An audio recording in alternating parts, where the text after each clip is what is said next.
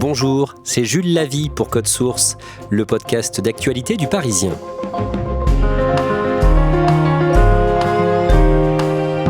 Les soirées de musique électronique connaissent un nouvel âge d'or à Paris.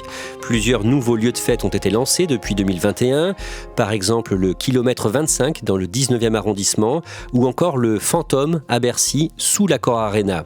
Ces soirées réunissent des milliers d'amateurs, de plus en plus de stars viennent jouer à Paris et la capitale française rivalise maintenant sur ce terrain avec Amsterdam, Berlin ou Miami. Pourquoi Paris connaît-il un renouveau des soirées électro ? Quelles sont les meilleures adresses aujourd'hui ? Réponse dans Code Source avec Paul Abran, journaliste à l'édition de Paris du Parisien et spécialiste de ce sujet.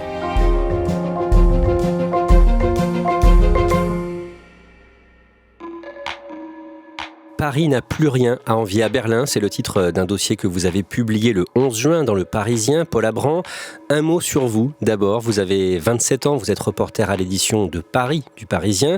Vous êtes un passionné de musique électro. Qu'est-ce qui vous plaît autant dans cette musique et dans les soirées électro ? Moi, je suis un grand amateur de musique, donc je vais vraiment avoir une attention particulière sur les lignes de basse, sur les sonorités, les synthés, etc. Donc moi, j'apprécie en premier lieu la musique, mais c'est aussi tout un ensemble où il y a l'ambiance, toute cette foule qui danse, qui est contente d'être là. C'est un tout, en fait. La musique électro, c'est des dizaines de styles différents. Quels sont les 2 ou 3 styles les plus joués en soirée en ce moment ? Je dirais qu'il y a 2 styles différents qui sont les 2 styles historiques de la musique électronique, à savoir la house et la techno.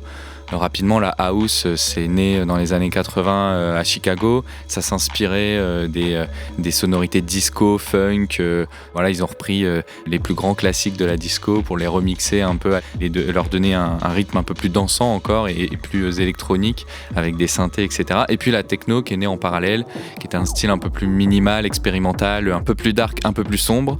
Et ce sont ces 2 styles-là qui sont les plus joués aujourd'hui à Paris.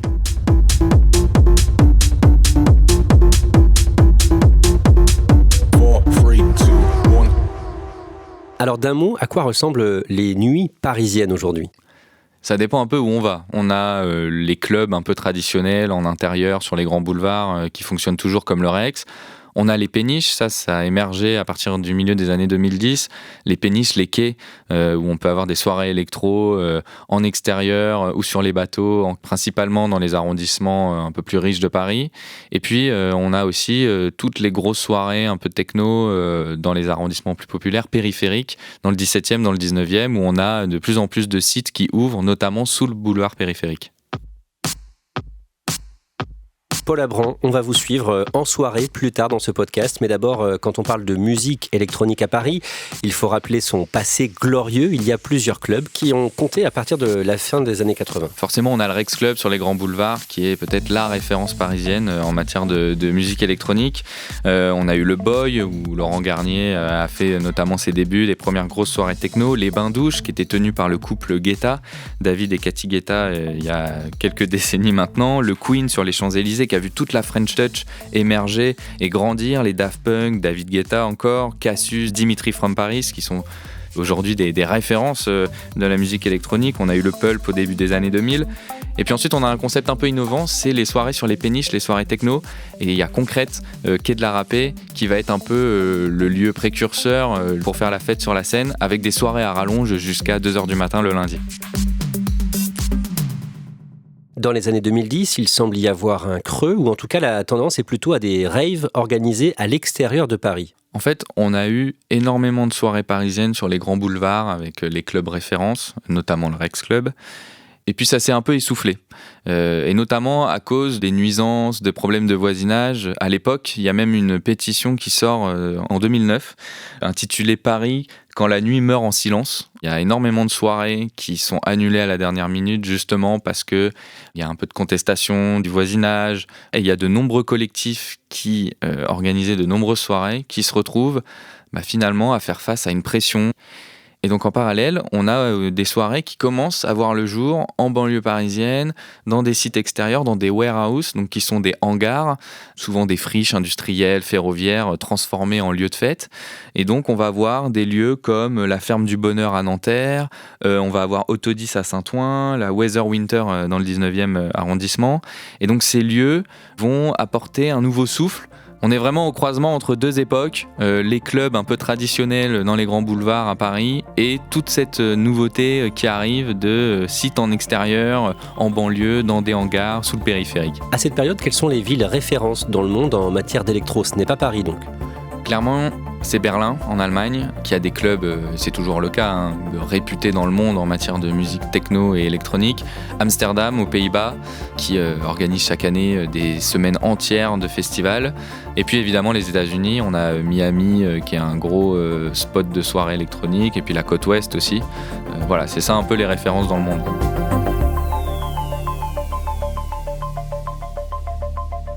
À la fin des années 2010, plusieurs nouveaux lieux sont ouverts à Paris, notamment en 2017, le T7 au Parc des Expositions de la Porte de Versailles.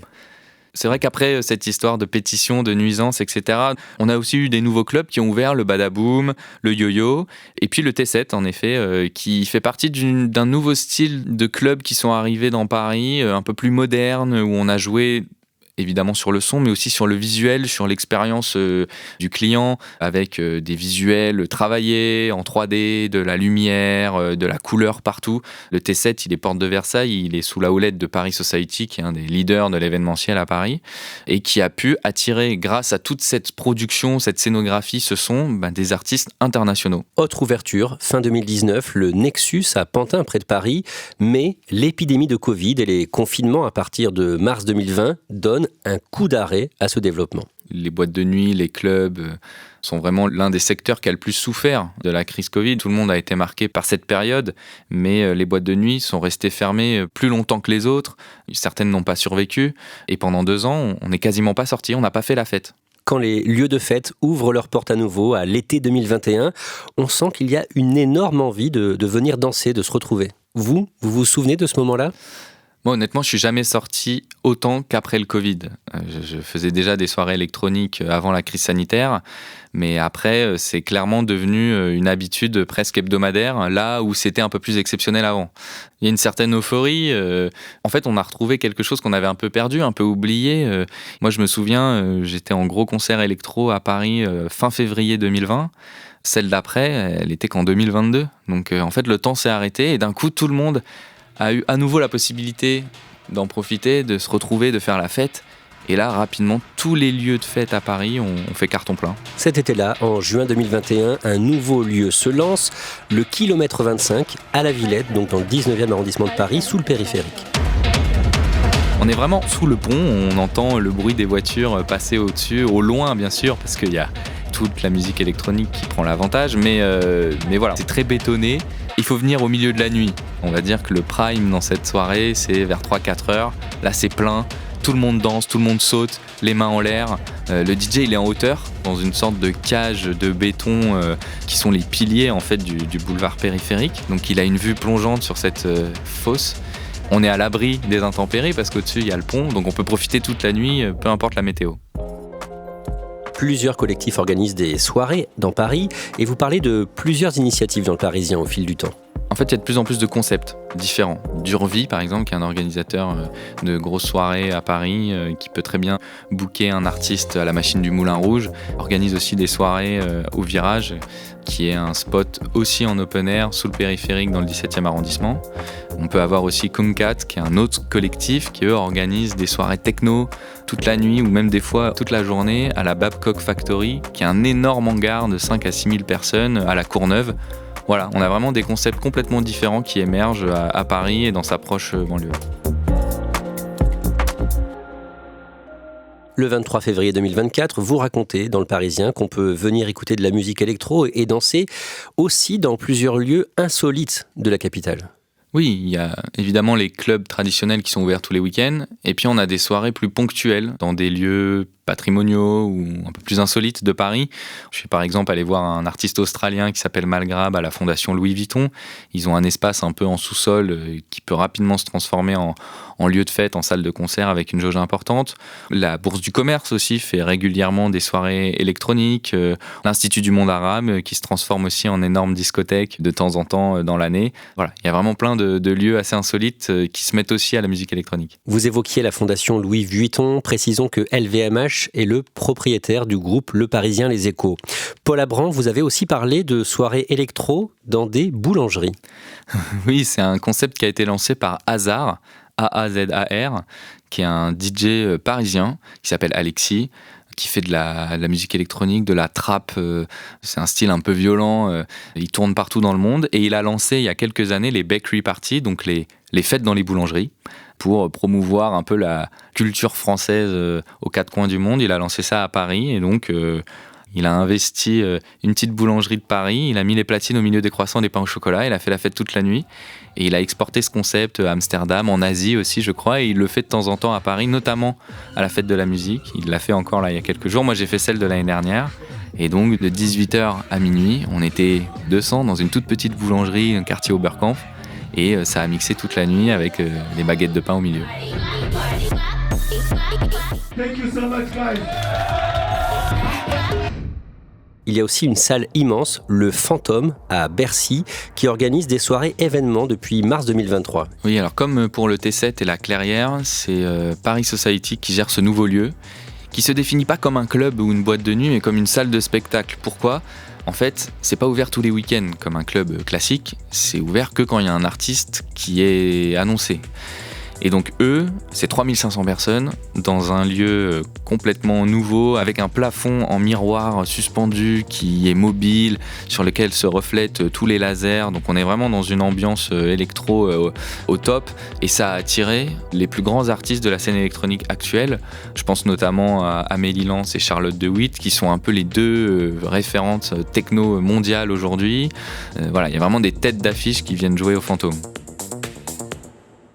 Paul Abran, un quartier de Paris réunit plus d'une vingtaine de lieux de fête. C'est donc celui de la Villette, dans le 19e arrondissement, sur le site des anciens abattoirs de la Villette. C'est de ce quartier que vous parlez dans votre dossier du 11 juin dans le Parisien. Pour ceux qui ne connaissent pas, à quoi ça ressemble ce quartier de la Villette ? C'est comment ? En fait, on a le parc de la Villette qui a une assez grande étendue verte avec des offres de restauration aussi, le canal de l'Ourcq qui passe au milieu, le Zénith qui est un peu le poumon, le cœur de ce quartier. On a la Philharmonie de Paris. Donc on a déjà des lieux musicaux dans la Villette et autour, il y a d'anciens entrepôts, les anciens abattoirs de la Villette qui ont laissé de grands espaces vides et qui, au fil du temps, ont été repérés, investis par des collectifs, par des organisateurs de soirées. Et aujourd'hui, on peut compter au moins 20 sites de soirée, des bars, des clubs, des sites en open air éphémères qui ouvrent que l'été. On a une vingtaine de sites comme ça autour où on peut naviguer de l'un à l'autre facilement la nuit pour aller faire la fête. Dans votre dossier, vous citez un DJ qui se présente comme un activiste de la nuit, Éric Labbé, il a 41 ans, et il explique que c'est inédit d'avoir un quartier comme ça à Paris. Donc oui, Éric Labbé, c'est une figure de la nuit parisienne, il est DJ, il est organisateur de soirées à Paris, et en fait, lui qui a un peu vécu différentes périodes des nuits parisiennes, il le dit clairement, en fait, on n'avait jamais eu à Paris de party district, donc de quartier festif, avec une constellation aussi importante de lieux de fête dans un même endroit, assez petit finalement. Alors comme promis, vous nous emmenez maintenant danser dans ce quartier de la Villette. Balade sonore enregistrée le jeudi 27 juin avec Camille Ruiz, l'une des reporters de Code Source. Paul, là on est à la Villette dans le 19e.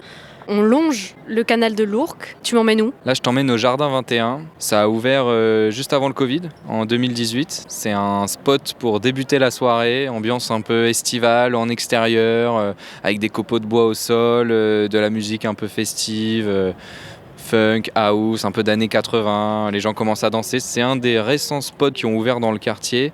Maintenant, il y en a des dizaines et c'est pour ça que c'est devenu un peu the place to be pour les gens qui veulent faire la fête. Donc effectivement, ça porte assez bien son nom. Il y a un petit potager, il y a de la verdure. Je vois aussi donc la sono avec des boules disco. Il y a une petite ambiance. Et donc là, on va y retrouver Antoine, alias Electric Rescue, qui a la cinquantaine et qui est dans le milieu depuis 35 ans. Antoine, toi, tu as connu les débuts électro de la Villette dans les années 90. C'était comment avant ? Il y avait quelques lieux, mais c'était clairsemé. Et puis, C'est vrai qu'on avait en ligne de mire Berlin et Londres, qui avaient beaucoup plus d'activité à l'époque, mais aujourd'hui on les a rejoints et à mon sens, je pense même qu'on les a dépassés en termes de propositions, comme ce quartier qui là pour le coup, je ne suis pas sûr qu'il y ait d'équivalent, même à Berlin, je ne suis pas sûr qu'il y ait d'équivalent aujourd'hui sur une surface aussi petite d'avoir autant de propositions. Antoine mixe au Glazart et aussi au kilomètre 25. Alors on va y faire un tour parce que c'est vraiment à 5 minutes à pied. On sort du Jardin 21. Mais Paul, là, la musique qu'on entend, c'est un autre club, c'est ça ? Ça, c'est le Cabaret Sauvage. C'est un des lieux mythiques de la Villette. C'est né à la fin des années 90. C'est un des premiers lieux où on est venu faire la fête et autour duquel se sont rajoutés plein d'autres spots festifs, d'électro en particulier. Là, on approche les 23h, c'est l'heure d'ouverture du kilomètre 25, qui est peut-être l'endroit un peu phare du quartier de la Villette.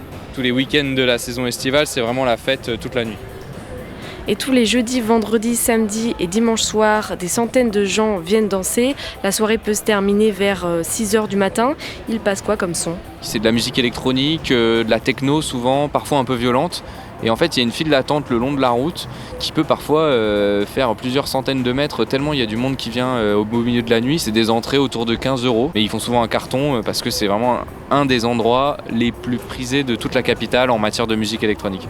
Ici, c'est toi, Valérie, qui se charge de l'entrée. Bonjour Valérie, tu es physionomiste. En clair, c'est toi qui décides si on rentre ou pas. Et tu connais tout le monde. Tu as 56 ans, ça fait donc 30 ans que tu es dans le monde de la nuit.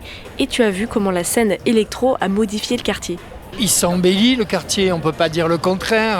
Rappelez-vous, il y a 20 ans, il y a mon ami Rémi Béger qui a ouvert le Olala, qui a ouvert aussi à Pantin, mais c'est juste à côté l'Olympe.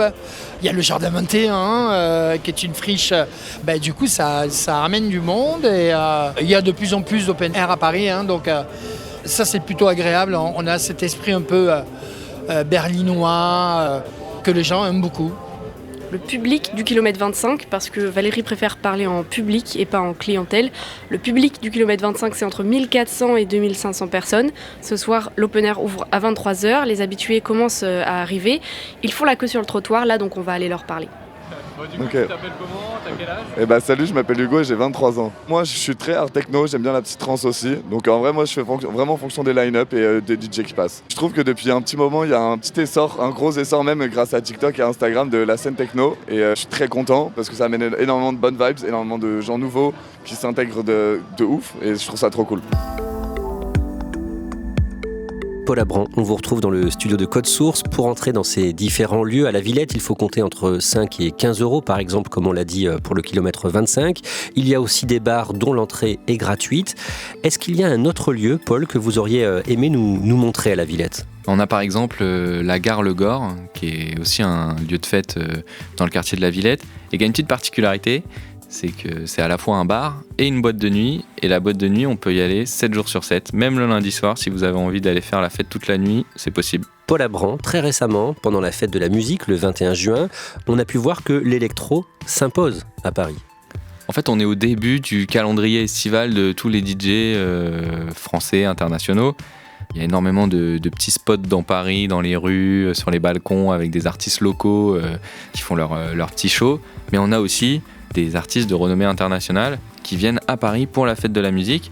On a Justice qui a joué sur les marches du Sacré-Cœur, mais on a aussi Diplo qui est l'artiste principal du groupe Major Lazer, connu dans le monde entier, qui est venu mixer à Paris. La fête de la musique, c'est un bon marqueur pour se rendre compte que Paris s'est fait une place sur le podium des lieux de fête dans le monde. Donc finalement, c'est le titre de votre dossier. Paris n'a plus rien à envier à Berlin, c'est vrai. Oui, clairement, moi j'en viens même à faire des choix le week-end parce qu'il y a 2 ou 3 soirées à des endroits différents qui m'intéressent. Donc voilà, on en est là aujourd'hui à Paris. C'est un luxe. À l'occasion de la fête de la musique, Emmanuel Macron a parlé à la radio FG qui diffuse de l'électro. Le président était évidemment en campagne pour les législatives, campagne compliquée pour lui et son camp. Et il a promis pour 2025 une Music Week, un grand festival d'électro sur une semaine, comme ça peut se faire à l'étranger. Oui, ça se fait à Amsterdam, ça s'appelle l'Amsterdam Dance Event, et aussi à Miami avec la Miami Music Week, qui ont tous les deux des concepts similaires, c'est-à-dire des masterclass par des DJ pour apprendre à mixer, des petits concerts un peu partout dans la ville et un énorme festival pour clôturer cette semaine de musique électronique. Mais le projet il est un peu ambitieux parce que moi j'ai eu la chance d'assister à celle d'Amsterdam. On parle quand même d'une ville complètement décorée aux couleurs des DJ, qui met à l'honneur la musique électronique avec des shows vraiment partout. Donc il y a encore du travail, mais les récentes fêtes de la musique et l'expérience de la Technoparade à Paris, par exemple, nous prouvent qu'il y a des possibilités à Paris d'organiser un événement similaire. Merci Paul Abran. Code Source est le podcast quotidien d'actualité du Parisien. Cet épisode a été produit par Clara Garnier-Amouroux et Barbara Gouy. Reportage Camille Ruiz. Réalisation Alexandre Ferreira.